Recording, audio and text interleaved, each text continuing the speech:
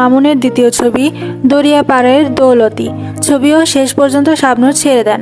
শাবনূর এই ছবি ছেড়ে দেওয়ার কারণে শাবনূরের জায়গায় পপিকে নিয়ে পরিচালক ছবিটি নির্মাণ করেছিলেন।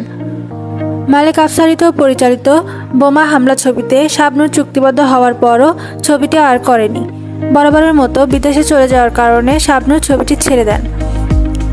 তার জায়গায় পরিচালক নায়িকা শিমলাকে নিয়ে ছবিটি নির্মাণ করেন। এই ছবিটি সহ মোট 4টি ছবিতে শাবনূরকে নিতে চেয়েও পাননি।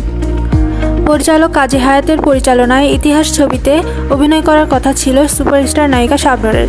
কোনো এক অজানা কারণে শাবনূরের ছবিটি আর করা হয়ে ওঠেনি।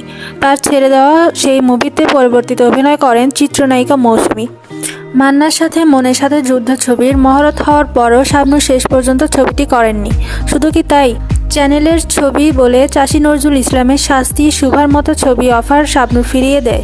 পরবর্তীতে শাবনূরের ছেড়ে দেওয়া সবকটি ছবিতে পূর্ণিমা অভিনয় করে নিজের ক্যারিয়ারকে আরও পাকাপোক্ত করেছিলেন। বাংলা চলচ্চিত্রের অপ্রতিদ্বন্দ্বী নায়িকা শাবনূর তার বর্ণাঢ্য ক্যারিয়ারের কত ছবি ছেড়েছেন তার সঠিক হিসাব নেই। তবে আজকের ভিডিওতে শাবনূরের ছেড়ে দেওয়া 10টি ছবি নিয়ে কথা বলছি। পরবর্তী ভিডিওতে আমরা শাবনূরের আরও কিছু ছেড়ে দেওয়া মুভি নিয়ে আলোচনা করব। ততদিন পর্যন্ত সবাই ভালো এবং সুস্থ থাকুন। ধন্যবাদ সবাইকে ভিডিওটি দেখার জন্য।